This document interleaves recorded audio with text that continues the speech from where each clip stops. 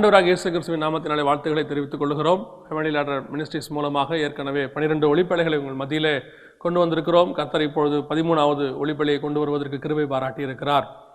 இந்த நாளிலும் கூட நாம் இந்த ஒளிப்பலை வழியாக சில முக்கியமான காரியங்களை நாம் பார்க்க போகிறோம். இந்த நிகழ்காலத்தில் நடைபெற்று கொண்டிருக்கிற அநேக சம்பவங்கள் வேதத்திற்கு புறம்பாக உபதேச கோளாறுகள் நிறைந்ததாக காணப்படுகிறது.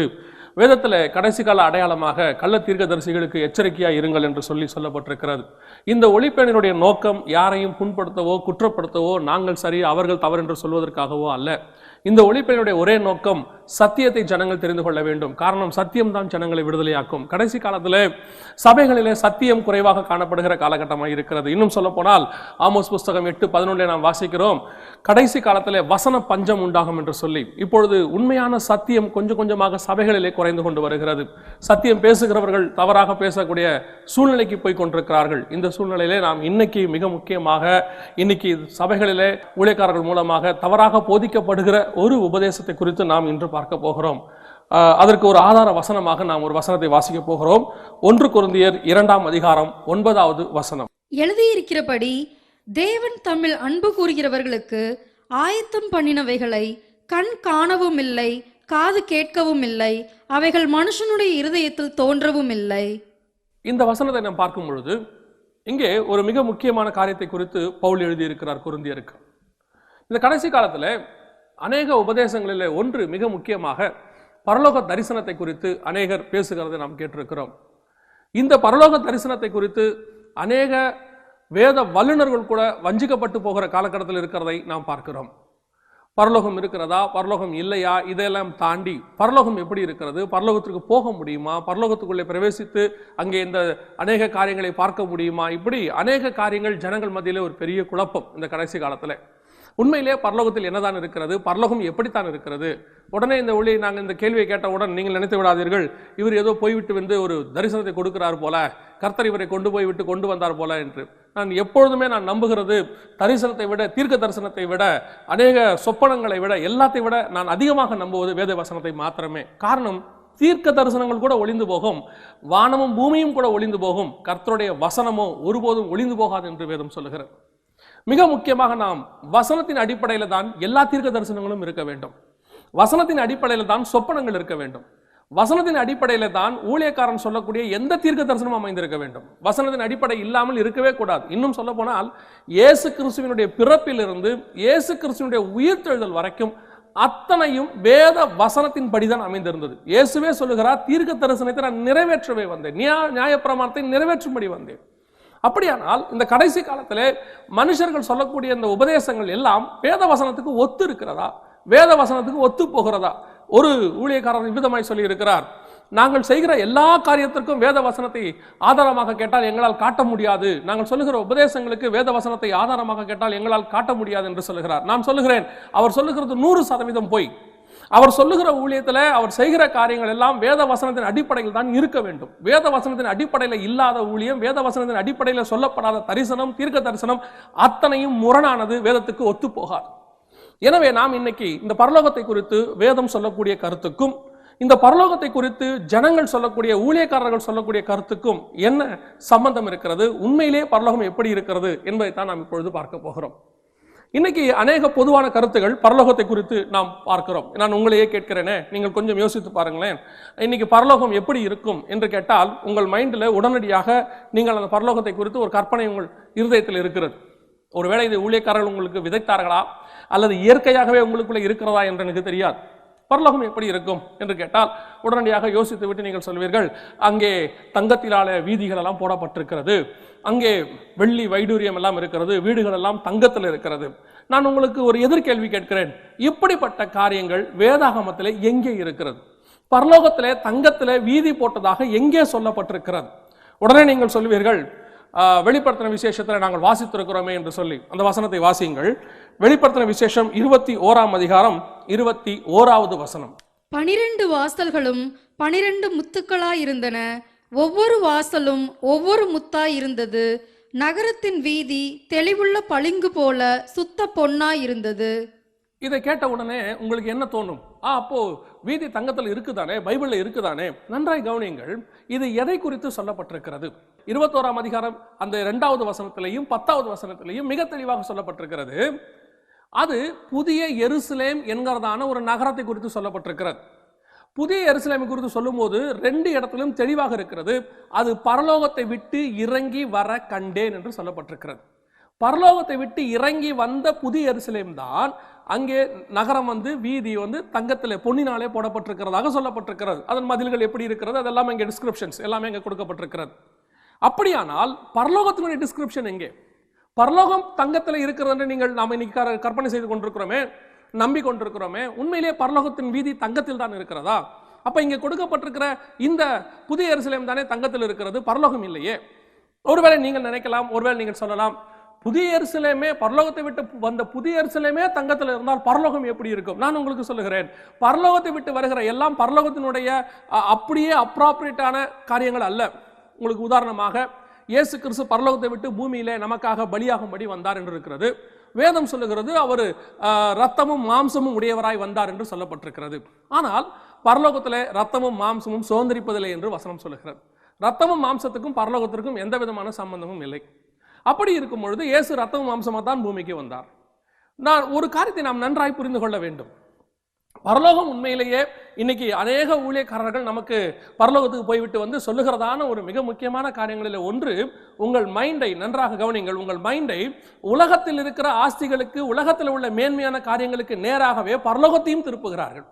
உங்களுக்கு இங்கே தங்கம் மேன்மையாய் கருதப்படுகிறது, தங்கம் உங்களுக்கு ஒரு விலையேற பெற்றதாய் நம்பப்படுகிறது, அதனால் அதை வாங்கி நம்ம அசட்டாக வைக்கிறோம். இதே காரியத்தை பரலோகத்திலும் சொல்லுகிறார்கள். பரலோகத்தில் உங்களுக்கு தங்கம் இருக்கிறது, பரலோகத்தில் தங்கம் இருக்கிறது. நான் உங்களை கேட்கிறேன், பரலோகத்திலே தங்கம் இருந்தால் நீங்கள் என்னத்தான் பண்ண போகிறீர்கள்? பரலோகத்தில் தங்கத்தை வைத்து உங்களுடைய வேலை என்ன? கொஞ்சம் கவனித்து பாருங்கள். இங்கே நம்ம தங்கம் கிடைக்கிறது, தங்கத்தை வைத்துக் கொண்டிருக்கிறோம். தங்கத்தை வைத்து நாம் இங்கே என்ன செய்கிறோம்? ஒன்று ஆர்னமெண்ட் செய்து நாம் அதை செய்து ஒரு சிலர் போட்டுக்கொள்கிறீர்கள். இன்னொன்று அப்படி இல்லை என்று சொன்னால் இந்த தங்கத்தை வைத்து அவசரத்துக்கு, வியாபாரத்திற்கோ அல்லது உதவிக்கோ ஏதோ ஒன்றுக்கு நாம் ஒரு அசட்டாக பிற்காலத்திற்கு உதவும்படி செய்ய போகிறோம். ஆனால் பரலோகத்தில் நமக்கு சரீரமே கிடையாது, ரத்தம் மாம்சமுடைய சரீரமே கிடையாது. அந்த சரீரம் வேறு விதம், மகிமையின் சரீரம். அந்த சரீரத்தில் நீங்கள் வெள்ளியும் பொன்னையும் போட்டு அலங்காரம் பண்ண போகிறது இல்லை. பரலோகத்திலே நாம் பிள்ளை குட்டிகள் எதுவும் கிடையாது, ஆணும் கிடையாது, பெண்ணும் கிடையாது, கொள்வினையும் கிடையாது, கொடுப்பினையும் கிடையாது. தங்கத்தை சேர்த்து வைத்து அங்கே என்ன பண்ண போகிறீர்கள்? பரலோகத்திலே தங்கம் இருக்கிறது, பரலோகத்திலே தங்கம் இருக்கிறது என்று ஊழியர்கள் அநேகர் உங்களை ஏமாற்றுகிறார்கள். பரலோகத்திலே தங்கத்தை வைத்து நீங்கள் என்னதான் பண்ண போகிறீர்கள்? கொஞ்சம் ஆராய்ந்து பாருங்கள். கொஞ்சம் உங்களுடைய ஆவிக்குரிய, உங்களுடைய கற்பனையை, ஆவிக்குரியதான உங்களுடைய அறிவை கொஞ்சம் விஸ்தாரமாக்குங்கள்.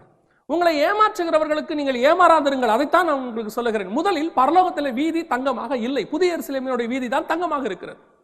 பரலோகத்தினுடைய வீதி எப்படி இருக்கிறது? பரலோகத்தை குறித்து மிக தெளிவாக வெளிப்படுத்தின விசேஷம் 4ஆம் அதிகாரத்திலும் 5ஆம் அதிகாரத்திலும் மிக தெளிவாக கொடுக்கப்பட்டிருக்கிறது. இதுதான் பரலோகம். பரலோகத்தினுடைய டிஸ்கிரிப்ஷன் அங்கே அழகாக வசனம் சொல்லுகிறது. அங்கே ஒரு சிங்காசனம் வைக்கப்பட்டிருந்தது, சிங்காசனத்தை சுற்றிலும் 4 ஜீவன்கள் இருந்தது, அங்கே தீப்பந்தங்கள் எரிந்து கொண்டிருந்தது, 24 மூப்பர்கள் சிங்காசனத்தில் அதை சுற்றிலும் உட்கார்ந்து இருந்தார்கள். அங்கே ஒரு கண்ணாடி கடல் இருந்தது, அதை சுற்றிலும் 7ஆம் அதிகாரம் 9ஆம் வசனம் 10ஆம் வசனத்தில் 1000 திரளான ஜனங்கள் நின்று கொண்டிருந்தார்கள். எங்கேயாவது தங்கத்திலே வீதி இருந்தது, அந்த இடத்துல தங்கத்தில் வீடுகள் கட்டப்பட்டிருந்தது. இதெல்லாம் அங்கே சொல்லப்பட்டிருக்கிறதா? கொஞ்சம் பாருங்கள். பரலோகத்துக்குள்ளே போகிற யோவான் தான் அதை எழுதுகிறார். கொஞ்சம் ஒரு காரியத்தை நன்றாய் புரிந்து கொள்ளுங்கள். நீங்கள் நினைக்கிற பரலோகம், உங்களுக்கு சொல்லப்பட்டிருக்கிற பரலோகம் அந்த பரலோகம் அல்ல. நம்முடைய மைண்ட்ல வேற ஒன்றை ஏற்றி வைத்திருக்கிறார்கள். உண்மையிலேயே பரலோகம் என்பது என்ன தெரியுமா? அந்த வசனம் 1 கொரிந்தியர் 2ஆம் அதிகாரம் 9ஆம் வசனம் தெளிவாய் சொல்லுகிறது. நம் கண்கள் காணவும் இல்லை, காதுகள் கேட்கவும் இல்லை. இங்க இருக்கிற அதே தங்கம் அங்க இருந்தா, இதே இருக்கிற வெள்ளி அங்க இருந்தா, இதே இருக்கிற வைடூரியம் அங்க இருந்தா, அது எப்படி பரலோகமா இருக்கும்? அதுக்குத்தானே நம்ம இவ்வளவு கஷ்டப்பட்டு பாடுபட்டு அந்த இடத்துக்கு நம்ம போகிறோம். இதற்காகத்தானே இயேசு ரத்தம் சிந்தினார். கொஞ்சம் யோசிச்சு பாருங்க. நம்ம எல்லாரும் கொண்டு போய் அங்க வச்சு தங்கத்துல ஒரு வீட்டுல கொண்டு போய் உட்கார வைக்கிறதுக்காக தான் இயேசு விலையேறப்பட்ட ரத்தத்தை சிந்த வேண்டுமா? தன்னுடைய ஒரே பேரான குமாரனை பிதாவாகிய தேவன் தர வேண்டுமா? இதற்காகத்தானா? அதற்கு இயேசு கிறிஸ்து பலியாக வேண்டிய அவசியம் இல்லையே. நல்ல வியாபாரம் பண்ணி நாம் சம்பாதித்து விலை உயர்ந்த முத்தை சம்பாதித்துக் கொள்ள முடியும் என்று வேதம் சொல்லுகிறது. அப்படியானால் இந்த பரலோகம் என்பது என்ன?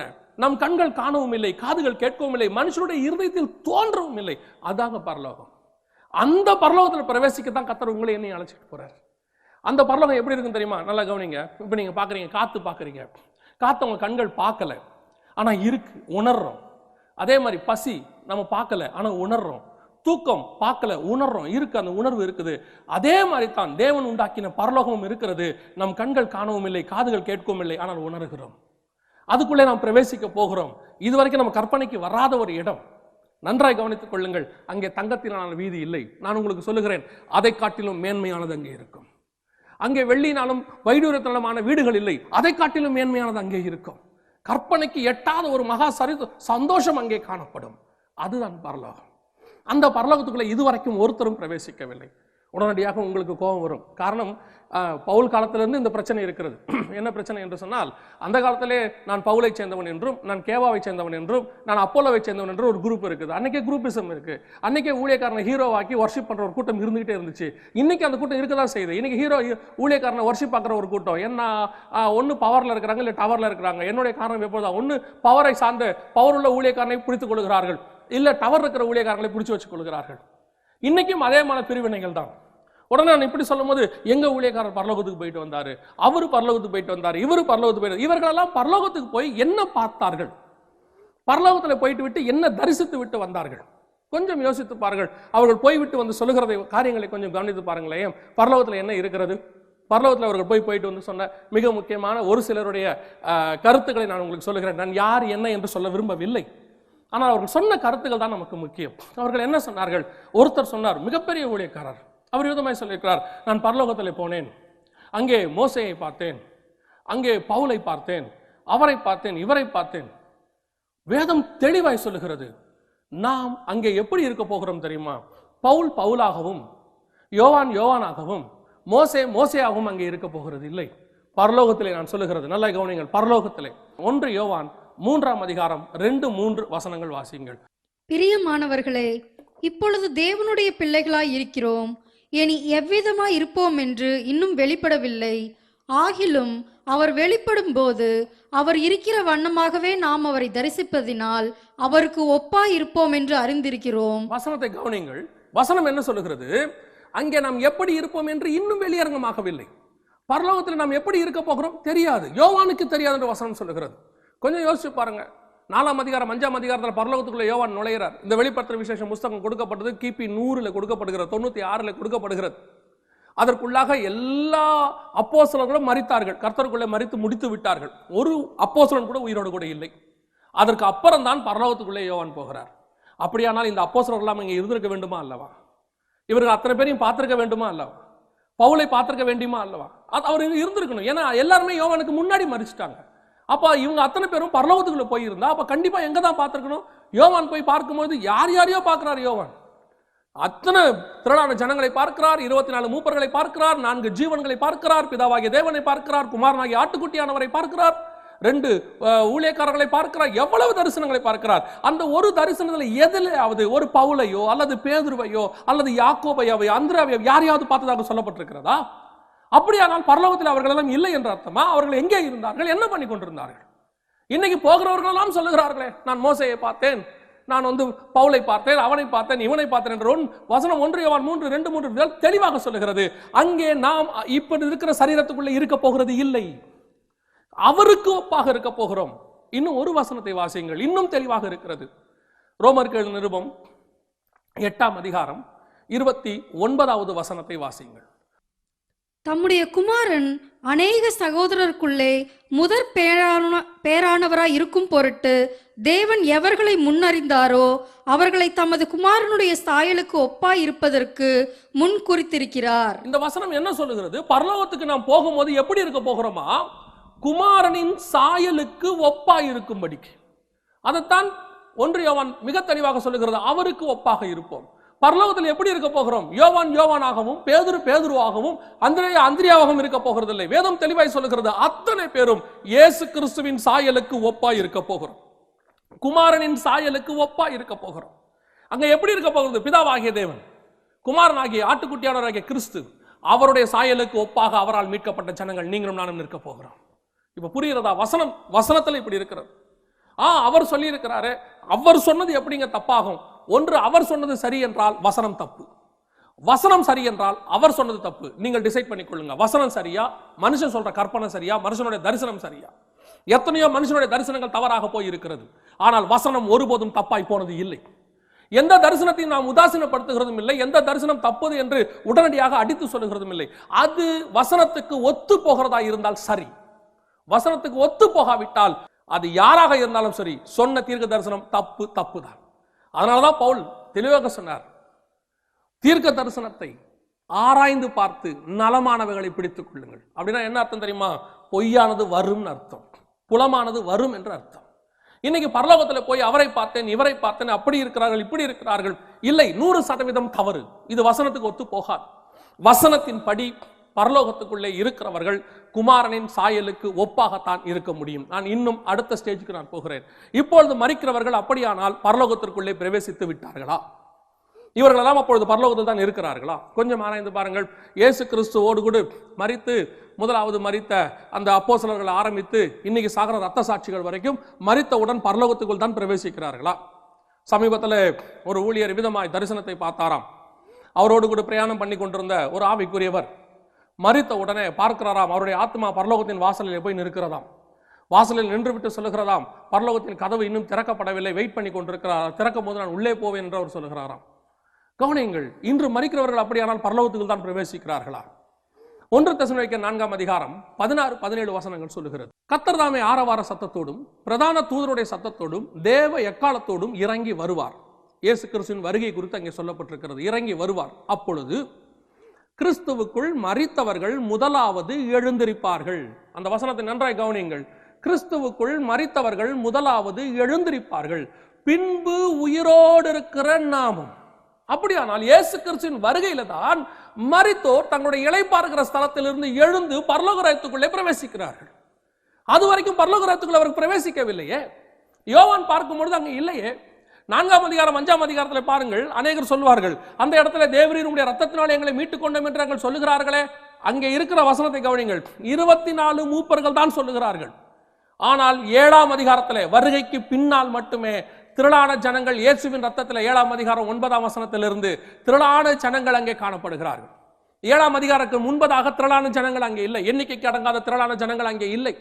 7ஆம் அதிகாரம் 9ஆம் வசனத்திலிருந்து தான் திரளான ஜனங்கள் உள்ளே நிற்கிறார்கள். அதாவது சபை எடுத்துக்கொள்ளப்பட்ட பிறகு அதுவரைக்கும் கிறிஸ்துவுக்குள் மரித்தவர்கள் தங்கள் இளைப்பாறுகிற ஸ்தலங்களிலே இளைப்பாரி கொண்டிருக்கிறார்கள். அதைத்தான் நாம் பாரடைஸ், பரதீசி என்று சொல்லுகிறோம். கொஞ்சம் யோசித்து பாருங்கள். இன்னைக்கு அநேக ஊழியர்கள் சொல்லுகிறார்கள், நான் பரலோகத்துக்கு போனேன் பரலோகத்துக்கு போனேன் பரலோகத்துக்கு போனேன். 2 கொரிந்தியர் 12ஆம் அதிகாரம் 2வது வசனம், கிறிஸ்துவுக்குள்ளான ஒரு மனுஷனை அறிவேன், அவன் 14 வருஷத்திற்கு முன்னே 3ஆம் வானம் வரைக்கும் எடுக்கப்பட்டான். அவன் சரீரத்தில் இருந்தானோ சரீரத்திற்கு புறம்பே இருந்தானோ அதை அறியேன், தேவன் அறிவார். அந்த மனுஷன் பரதீசுக்குள் எடுக்கப்பட்டு மனுஷர் பேசப்படாததும் வாக்கு கெட்டாததுமாகிய வார்த்தைகளை கேட்டான் என்று அறிந்திருக்கிறேன். நல்ல கவனிங்கள், இந்த வசனம் தெளிவாய் சொல்லுகிறது. பவுல் 14 வருஷத்துக்கு முன்பதாக, அவருடைய காலகட்டத்திலே 14 வருஷத்துக்கு முன்பதாக பரதீசுக்கு எடுத்துக்கொள்ளப்பட்டதாக அவர் சொல்லுகிறார்.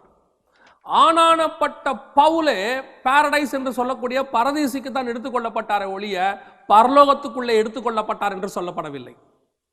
வசனம் அங்கே தெளிவாய் இருக்கிறது. பவுல் எங்கே போனாராம்? பரதீசுக்கு போனாராம். இன்னைக்கு இவர்கள் சொல்வார்கள், நாங்கள் இன்னும் பவுலுக்கு குறைந்தவர்கள் இல்லையே. நான் சொல்லுகிறேன், இவர்கள் அத்தனை பேரும் பவுலுக்கு குறைந்தவர்கள் தான். ஏனால் வேதம் தெளிவாய் சொல்லுகிறது, நான் கிறிஸ்துவை பின்பற்றுகிறது போல நீங்கள் என்னை பின்பற்றுங்கள் என்று. எல்லாவற்றையும் நஷ்டம் என்று குப்பையும் என்று விட்ட பவுலே பரதீசுக்கு தான் போக முடிந்தது. இன்னைக்கு மக்களிடத்துல பணத்தை வாங்கி வாங்கி சேர்த்துக் கொள்ளுகிற ஊழியக்காரர்கள், தன்னுக்கும் தன் பிள்ளைக்கும் தன்னுடைய தலைமுறைக்கும் சேர்த்து வைத்துக் கொள்ளுகிற ஊழியக்காரர்கள் கண்டிப்பாக பவுலுக்கு மேலானவர்கள் அல்ல. இன்னைக்கு எத்தனையோ பேர் சொல்லுகிறார்கள் பரலோகத்துக்கு போகணும் என்று. கவனியுங்கள், பவுலே பரதீசுக்கு தான் எடுத்துக்கொள்ளப்பட்டிருக்கிறார். நான் ஊழியக்காரர்களை குறை சொல்ல வேண்டும் என்ற அர்த்தம் அல்ல. ஆனால் ஜனங்களிடத்தில் தயவு செய்து பொய்யை சொல்லாதிருங்கள், ஜனங்களை ஏமாற்றாதிருங்கள். ஒருவேளை நீங்கள் கூட பரதீசுக்கு போய் இருக்கலாம், ஆனால் அதை பரலோகம் என்று ஏன் சொல்லுவானேன்? பரலோகத்துக்குள்ளே பிரவேசிக்க முடியாது என்று நம் கண்கள் காணவும் இல்லை, காதுகள் கேட்கவும் இல்லை என்று வசனம் தெளிவாய் சொல்லுகிறது. இன்னும் சொல்ல போனால் இயேசு கிறிஸ்து ஒருவர் மட்டும் தான் அங்கே போய் வந்திருக்கிறார் என்று வசனம் தெளிவாய் சொல்லுகிறது யோவானிலே. அப்படியானால் இந்த பரதீசு, பாரடைஸ், இதற்குத்தான் பவுலே போய் வந்திருக்கிறார். கொஞ்சம் யோசிச்சு பாருங்களேன். ஏறக்குறைய 13 புக்கு எழுதியிருக்கிறார் பவுல். எபிரேயர் புஸ்தகத்தை சேர்த்துக்கிட்டோம்னா அது யாருன்னு தெரியல, அவரை எழுதினாலும் சேர்த்துக்கிட்டோம்னா 14 புக்கு. 14 புக்கு எழுதின பவுல் ஏதாவது ஒரு புக்கில் என்னுடைய பரதேசி பிரயாணம்னு எழுதியிருக்கலாமா இல்லையா? அவர் சொல்றாரு, எனக்கு வெளிப்படுத்தப்பட்ட மேன்மையின் நிமித்தம் நான் என்னை உயர்த்தாதபடிக்கு. அப்போ அவருக்கு எவ்வளவு மகத்துவமான காரியங்கள் அங்க வெளிப்படுத்தப்பட்டிருக்கு. இவ்வளவு எழுதின பவுல் ஏன் ஒரு புக் எழுதக்கூடாது? என்னுடைய பரதேசி பிரயாணம், என்னுடைய பரலோக பிரயாணம், பவுலின் பரலோக தரிசனம்னு போட்டா அழகாவே இருக்கும் புக்கு. இன்னைக்கு அப்படித்தானே போடுறோம். அப்படியானால் அந்த இடத்துல பவுல் தன்னுடைய பர்சனலாக பாரடைஸ்க்கு போயிட்டு வந்து தன்னுடைய பர்சனல் எக்ஸ்பீரியன்ஸ் அதை 2 வசனத்துக்கு மேல சொல்ல அவர் விரும்பவில்லை. அங்க என்ன பார்த்தாரு, என்ன பண்ணாரு, என்ன நடந்துச்சு, எவ்வளவு நேரம், அதை பத்தி அவர் சொல்ல விரும்பவில்லை. அதன் மூலமாக ஒரு சுய லாபத்தையோ எதையோ ஒரு காரியத்தையோ அவர் பெற்றுக்கொள்ள ஜனங்களிடத்திலிருந்து விரும்பவில்லை. இன்னைக்கு நாம என்ன நினைக்கிறோம்? பரலோகத்துக்கு போயிட்டு வந்தா அதை வச்சு ஜனங்கிட்ட நம்முடைய மேன்மையை, நம்முடைய ரேட்டை, கிரெடிட் ரேட்டை உயர்த்த நினைக்கிறோம். நான் ரொம்ப பரிசுத்தவான்னு காட்ட நினைக்கிறோம். நான் பரலோகத்துக்கு போயிட்டு வர ஆள்னு சொல்றோம். இதான் பரலோகமா? இவங்க போயிட்டு வர பரலோகம்லாம் நீங்க அவங்க சொல்ற பரலோகத்தெல்லாம் கொஞ்சம் கவனிச்சு பாருங்க. ஒருத்தர் சொல்றாரு, நான் பரலோகத்துக்கு போகிறேன், அங்கே குளத்துல பிள்ளைகள்லாம் தண்ணி அடித்து விளையாடி கொண்டிருந்தார்கள், அந்த வழியாக இயேசு வந்தார், இயேசு தண்ணி அடித்து விளையாடினார், பிள்ளைகளும் தண்ணி எடுத்து விளையாடினார்கள். அப்பொழுது இயேசு என்னை பார்த்து சொன்னார், இதுதான் பரலோகம், போய் சொல்லு, heaven is a normal one அப்படி என்று அவர் சொல்கிறார். நார்மல்ங்கிற வார்த்தை யூஸ் பண்றார். பரலோகம் நார்மலா? பரலோகம் ஒரு சாதாரண இடமா? கொஞ்சம் யோசித்து பாருங்கள். 5ஆம் அதிகாரத்தில் முத்திரைகள் உடைக்கப்படவில்லை. வெளிப்படுத்தின விசேஷத்தில் முத்திரைகள் உடைக்கப்படாத புஸ்தகம் நீடித்த ஆயுசுள்ளவருடைய கையில் இருக்கிறது. யோவானாகிய அந்த அப்போஸ்தலன் சொல்லுகிறார், அதை உடைக்கிறதுக்கு ஆள் இல்லாமல் நான் அழுதேன் என்று சொல்லி. அப்பொழுது கவலைப்படாதே, யூதா கோத்திரத்தின் சிங்கமாகிய ஆட்டுக்குட்டியானவர் அதை உடைக்கும்படி வருவார் என்று சொல்லப்படுகிறது. அடிக்கப்பட்ட வண்ணமாய் இருக்கிற ஆட்டுக்குட்டியானவர் அதற்குள்ளே கடந்து வருகிறார். அவர் உள்ளே வரும்போது, இன்னைக்கு உங்க பாஷையில நம்ம பாஷையில சொல்லணும்னா அந்த சீனை கொஞ்சம் யோசிச்சு பாருங்களேன். இயேசு கிறிஸ்து அப்படி உள்ளே வர்றாரு. அந்த இடத்துல பிதாவாகிய தேவன் சிங்காசனத்தில் உட்கார்ந்து இருக்கிறாரு. 24 மூப்பர்கள் நிற்கிறாங்க. இயேசு அப்படி என்ட்ரி கொடுக்கிறாரு உள்ள. அப்படி உள்ள நுழைகிறாரு. வசனம் சொல்லுகிறது, 24 மூப்பர்களும் தங்களுடைய கிரீடங்களை எடுத்து அவருடைய பாதத்திலே வைத்து முகங்குப்புற விழுந்து, தேவரீர் ஒருவரே சகல துதிக்கும் கனத்துக்கும் மகிமைக்கும் பாத்திரராய் இருக்கிறீர். அப்படின்னா அந்த இயேசு கிறிஸ்துவோட என்ட்ரன்ஸ் பரலோகத்துக்குள்ள எவ்வளவு ஜைஜாண்டிக்கா இருக்கு பாருங்க. இயேசு உள்ள நுழையும் பொழுது அந்த பரலோகம் எப்படி மாறுது பாருங்க. தண்ணி அடிச்சு விளையாடுற இடமா அது? இயேசு மேல தண்ணி அடிச்சு விளையாடுற இடமா?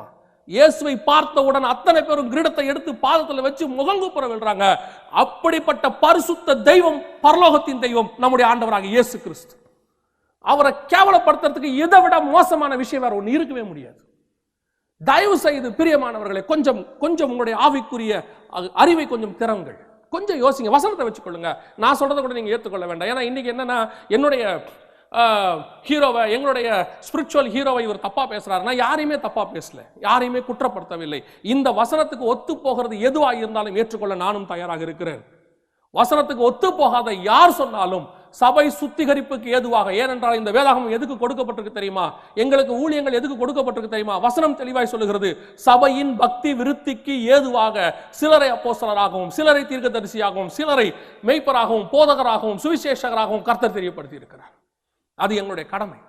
இன்னாரை குற்றப்படுத்த வேண்டும் என்பது எங்கள் நோக்கம் அல்ல. ஆனால் சபைக்கு பக்தி விருத்திக்கு ஏதுவாக நடத்த வேண்டியது எங்களுடைய பொறுப்பு. இன்னைக்கு வேதாகமத்தில் கொடுக்கப்பட்டிருக்கிறதுக்கு எல்லாம் முரணாக, பரலோகம் இப்படி இருக்கும், பரலோகம் அப்படி இருக்கும், பரலோகத்தில் அப்படி இருக்கும். பரலோகத்துக்கும் புதிய எருசலேமுக்குமே இன்னும் வித்தியாசம் தெரியவில்லையே. பரலோகத்தில் தங்கத்தில் வீதி இருக்குன்னு எங்க இருக்கு? இல்லையே, புதிய எருசலேமில் தான் இருக்கு. பரலோகத்தில் வீடு இருக்குது. பரலோகத்தில் உங்களுக்கு எதுக்குங்க வீடு? கொஞ்சம் யோசிச்சு பாருங்க. பரலோகத்தில் உங்களுக்கு எதுக்குங்க வீடு? பூமியில நமக்கு எதுக்கு வீடு வச்சிருக்கிறோம்? குடும்பம் இருக்கிறது, பிள்ளைகள் இருக்கிறார்கள், மழை வருகிறது, வெயில் அடிக்கிறது, ராவில நாம் தூங்க போகிறோம், நமக்கு ஒரு நித்திரை இருக்கிறது, இதுக்கு ஒரு வீடு தேவைப்படுகிறது.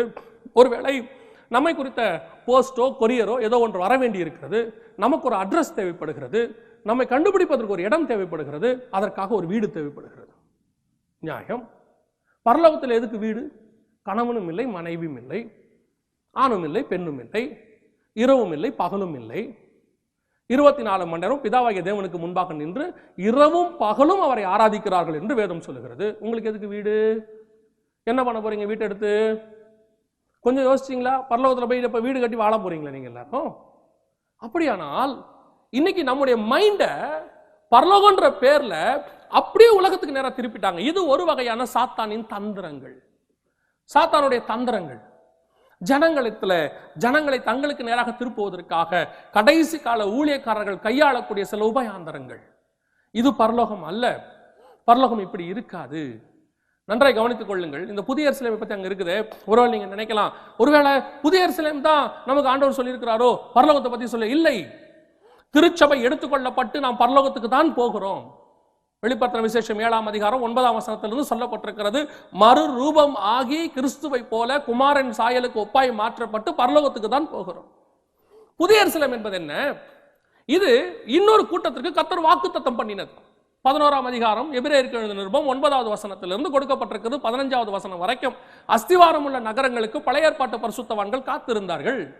அந்த அஸ்திவாரம் உள்ள நகரம் தான் 21ஆம் அதிகாரத்தில் சொல்லப்பட்டிருக்கிறதான புதிய எருசலேம். அதற்கு மதில்கள் இருந்தது, அஸ்திவார கற்கள் இருந்தது. அஸ்திவார கற்களிலே 12 அப்போஸ்தலருடைய நாமங்கள் இருந்ததாக சொல்லப்பட்டிருக்கிறது. இன்னைக்கு நாம ஒரு கேலக்சிக்குள்ள இருக்கிறோம். இந்த கேலக்சி அந்தரத்துல தொங்குது, இந்த பூமி அந்தரத்துல தொங்குது, இது சுத்திக்கிட்டு இருக்கு. ஆனா வரப்போற கேலக்சி, வாக்குத்தத்தம் பண்ணப்பட்ட கேலக்சி அந்தரத்துல சுத்தாது. அது ஒரு இடத்துல அஸ்திவாரப்படுத்திருக்கும், அது சுத்தாது, ஒரே இடத்துல சதுரமாக இருக்கும். இப்ப பூமி ரவுண்டாக இருக்கிறது, சர்க்கிளாக இருக்கிறது, அது சதுரமாக இருக்கும். பூமிக்கு அளவு இருக்கிறது போல அதுக்கும் அளவு இருக்கிறது. பூமிக்கு இரவு பகல் இருக்கிறது போல அதுக்கு இரவு கிடையாது, ஒன்லி பகல் தான் இருக்கிறது. அங்கே சூரியன் அஸ்தமிக்கிறதும் இல்லை, சூரியனும் இல்லை, சந்திரனும் இல்லை, ஆட்டுக்குட்டியானவரே அதற்கு விளக்காக இருக்கிறார். இதெல்லாம் இருக்கு. அது வேற கேலக்சி. அது அவங்களுக்கு வாக்குத்தத்தம் பண்ணப்பட்டது. நமக்கு வாக்குத்தத்தம் பண்ணப்பட்ட பரலோகம் வேற. கொஞ்சம் கொஞ்சம் சயின்டிபிக்கலா நான் உங்களுக்கு சொல்றேன், கொஞ்சம் கவனிங்க. இந்த பூமியானது மண்ணு, கல்லு, தங்கம், வெள்ளி இதுல ஆனது. புளூட்டோக்கு போங்க, அது வெறும் ஐஸ் கட்டியில ஆடி இருக்கு. மெர்க்குரிக்கு போங்க, அது வெறும் நெருப்புல ஆயிருக்கு. நிலாவுக்கு போங்க, தண்ணியே இருக்காது, வெறும் மண்ணு தான் இருக்கு. இப்படி ஒவ்வொன்றத்தை ஆண்டவர் ஒவ்வொரு மாதிரி செஞ்சிருக்கிறாரு. அதே மாதிரி தான் புதிய எருசலேமை செஞ்சிருக்கிறார். அது ஃபுல்லா கோல்டு, அது ஃபுல்லா தங்கத்துல இருக்குது. ஏன் அது ஃபுல்லா தங்கத்துல இருக்குது? இங்க மண்ணு எப்படி இருக்குதோ அங்க தங்கம். அங்க போனா தங்கத்தை பத்தி யாரும் கவலைப்பட போறதே கிடையாது. இங்க எப்படி தார் ரோடு போட்டிருக்காங்களோ அந்த மாதிரி தங்கத்துல ரோடு போட்டு வச்சிருக்காரு. அவ்வளவுதான். அன்னைக்கு அந்த பரிசுத்தவான்கள் பெருசா நினைக்க போறது கிடையாது. அவங்க கேஷுவலா நடந்து போயிட்டு வர போறாங்க. இந்த பரலோகம் என்பது வேறங்க. அது புதிய ஏற்பாட்டு திருச்சபைக்கு கர்த்தர் வாக்குத்தத்தம் பண்ணினது. அந்த பரலோகத்தை நம் கண்கள் காணவும் இல்லை, நம் காதுகள் கேட்கவும் இல்லை. இன்னைக்கு பரலோகத்துக்கு போனேன், இன்னொரு கான்செப்டும் இருக்கு இன்னைக்கு. அதையும் நான் உங்களுக்கு தெளிவா சொல்றேன், அதையும் தெரிஞ்சு வச்சுக்கொள்ளுங்க. பரலோகத்துக்கு போய் நான் பிதாவை பார்த்தேன் ஒரு குரூப் சொல்றாங்க. இன்னைக்கு கடைசி காலத்தில் இது ஒரு பெரிய கான்ட்ரவர்சி. பிதாவை பார்க்க முடியுமா முடியாதா? ஏன் பிதாவாகிய தேவனை பார்க்க முடியாதா? ஏன் முடியாது? பிதாவாகிய தேவனை யார் பார்த்தாங்க? வசனம் தெளிவா சொல்லுதுங்க, பிதாவாகிய தேவனை ஒருவனும் ஒரு காலம் தரிசித்ததில்லை, கண்டவன் எவனும் உயிரோடு கூட இருந்ததில்லை. தீமோத்தேயுவின் புஸ்தகம் 6ஆம் அதிகாரம் 6ஆம் வசனத்தில் தெளிவாக சொல்லப்பட்டிருக்கிறது. ஏன் பிதாவை பார்க்க முடியாது? ஒருத்தர் சொல்றாரு, நான் பிதாவை பார்க்க முடியாதுன்னு யார் சொன்னது? நான் பார்த்தேன், நாங்கள் பிதாவை பார்த்தோம், அவர் குடும்பமாக பார்த்திருக்கிறார்கள், நாங்கள் பார்த்தோம். பிதாவை ஏன் பார்க்க முடியாது? அதற்கு ஆதார வசனமாக அவர் சொல்லுகிறார். 24ஆம் அதிகாரம் யாத்ராகமத்தின் புஸ்தகத்திலே மோசே மலைக்கு ஆண்டவர் ஏறி வர சொல்லுகிறார். ஏறி வரும்போது அவர் கூட நாதாம், அபியூ, ஆரோன் கூட ஒரு 70 பேரை கூட்டிக் கொண்டு வர சொல்லுகிறார். அந்த 70 பேரும் அங்கே பிதாவாகிய தேவனை தரிசித்தார்கள் என்று வேதம் அந்த இடத்துல சொல்லப்பட்டிருக்கிறதாக அவர் சொல்லுகிறார். அந்த இடத்துல வசனம் சொல்லுகிறது, யாத்ராகமத்தின் புஸ்தகம் 24ஆம் அதிகாரம் 11வது வசனத்துல, அவர் இஸ்ரவேல் புத்திரருடைய அதிபதிகள் மேல் தம்முடைய கையை நீட்டவில்லை, அவர்கள் தேவனை தரிசித்து பின்பு புசித்து குடித்தார்கள் என்று சொல்லப்பட்டிருக்கிறது. இதை ஆதார வசனமாக அந்த ஊழியர் சொல்லிவிட்டு சொல்லுகிறார், அவர்கள் தேவனை தரிசித்திருக்கிறார்கள், அவர்கள் தரிசித்தால் நாங்கள் தரிசிக்க முடியாதா என்று சொல்லி கேட்கிறார். யாரும் தேவனை தரிசிக்கலாம், ஆனால் எந்த தேவனை தரிசித்தார்கள் என்பதுதான் முக்கியம். கொஞ்சம் கவனியுங்கள், வேதாகமம் எல்லாம் தெளிவாக இருக்கிறது. எந்த இடத்துல வேதம் யாரையும் கன்ஃபியூஸ் பண்ணல, யாரையும் ஏமாத்தல. 24வது அதிகாரத்தில் இவர்கள் தேவனை தரிசித்ததாக அந்த ஊழியர் சொல்லுகிறார், பிதாவாகிய தேவனை பார்த்ததாக சொல்லுகிறார். 33ஆம் அதிகாரம் யாத்ராகமத்தின் புஸ்தகத்தில் அதற்கு பிறகு நடக்கிற சம்பவம். அதற்கு பிறகு மோசே தேவனை பார்த்து கேட்கிறார் 17-18. அப்பொழுது அவன், உம்முடைய மகிமையை எனக்கு காண்பித்தருளும் என்றான்.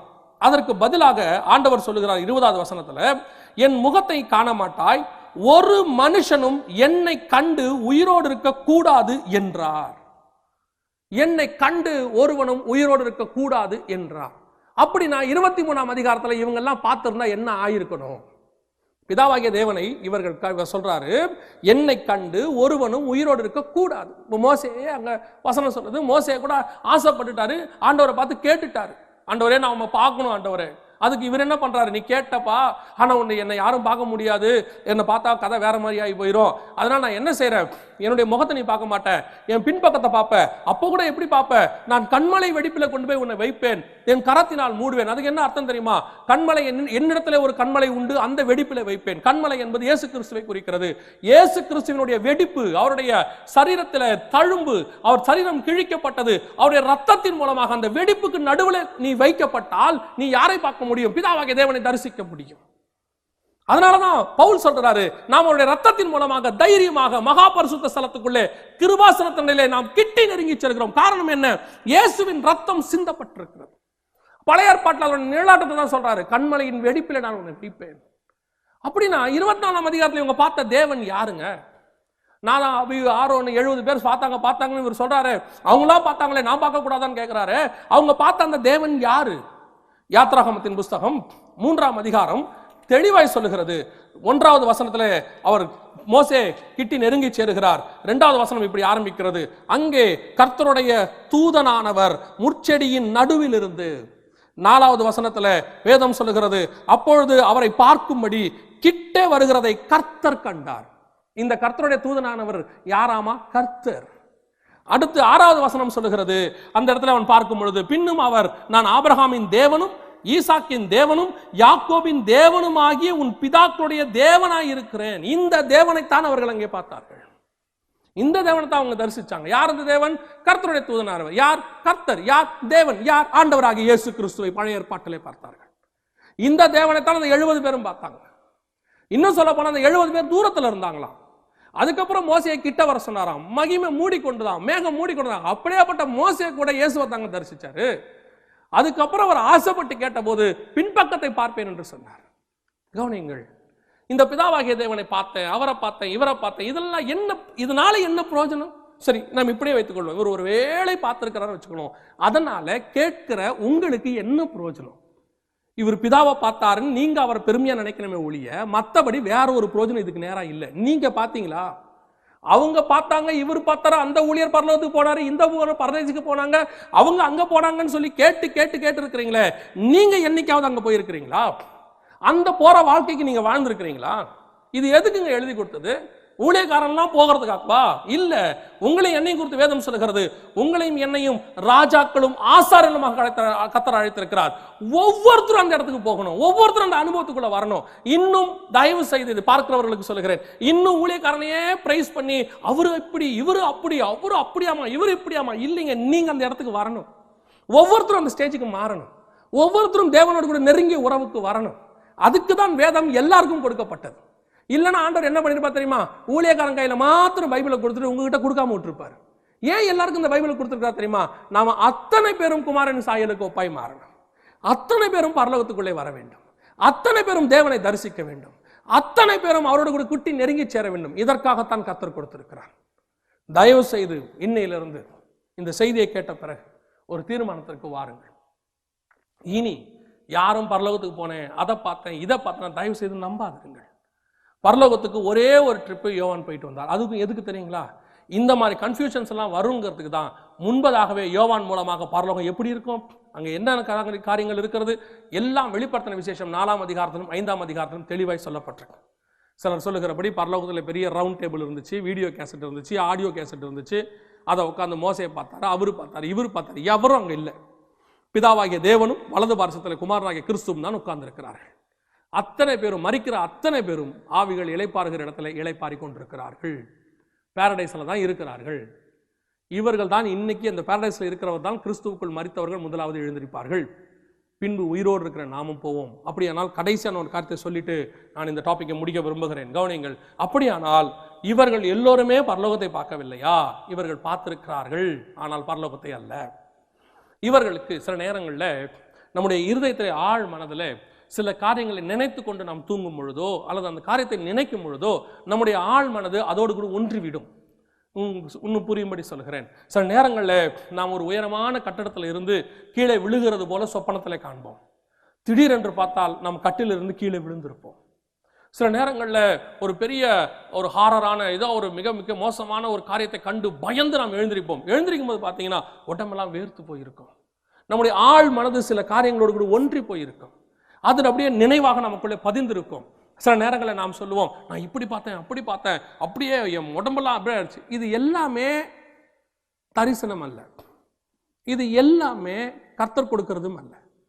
ஏன் எத்தனையோ தேவனை அறியாத புறஜாதியார் இப்படிப்பட்ட சொப்பனங்களை பார்க்கிறார்கள். எத்தனையோ பேர் நம்ம கிட்ட சொல்றாங்க, நான் அப்படி பார்த்தேன் இப்படி. அப்ப இதெல்லாம் தேவன் கொடுக்கிறதா? நல்லா மனசுல ஒண்ணு நல்லா பதிவு வச்சு கொள்ளுங்க. பரலோகம் எப்படி இருக்கும் என்று வெளிப்படுத்தல் 4:5 சொல்லுகிறது. இதுவரைக்கும் தங்கத்துல வீதி, வைரத்துல வீடு, இதெல்லாம் புதிய எருசலேம். அதுக்கும் பரலோகத்துக்கும் சம்பந்தம் இல்லை.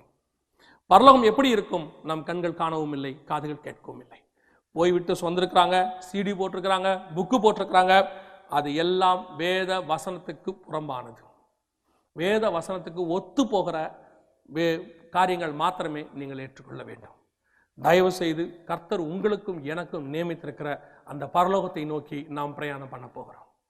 ஆபிரகாமை குறித்து அழகாய் சொல்லுகிறது 11ஆம் அதிகாரம் எபிரேயர் நிருபத்தில். அவர் அதற்காக வாஞ்சையாய் தொடர்ந்தாராம். அவர் சொல்லுகிறார், தூரத்தில் அதை நான் கண்டு அவர்கள் அதை அணைத்து கொண்டார்கள் என்று வேதம் சொல்லுகிறார். அவங்களே அதுக்குள்ள பிரவேசிக்கலையாங்க.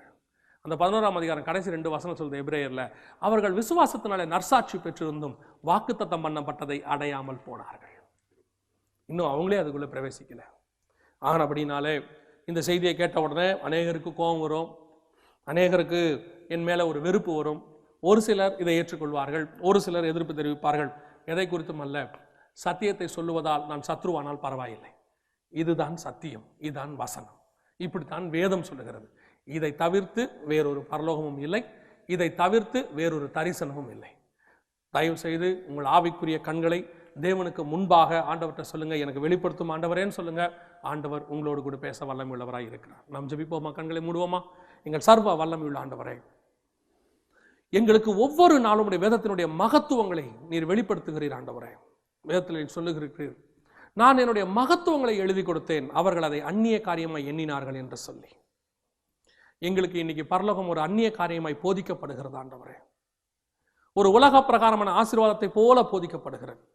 எங்கள் ஜனங்கள் அறிவடைய, எங்கள் கண்கள் திறக்கப்பட, வெகு சீக்கிரத்தில் அந்த பரலோகத்துக்குள்ளே நாங்கள் பிரவேசிக்கும் பொழுது, வாக்குத்தத்தம் பண்ணப்பட்ட பரலோகத்துக்குள்ளே நாங்கள் பிரவேசிக்கும் பொழுது, கர்த்தர் சொன்னபடிதான் இருக்கிறது, மனுஷன் சொன்னபடி இல்லை என்பதை எங்கள் ஜனங்கள் புரிந்து கொள்ள கிருபை பாராட்டும். ஆசீர்வதியும் வழி நடத்தும். எங்கள் ஆண்டவர் இயேசுவின் நாமத்தில் ஒப்பு கொடுத்து ஜெபிக்கிறோம், எங்கள் ஜீவனுள்ள நல்ல பிதாவே.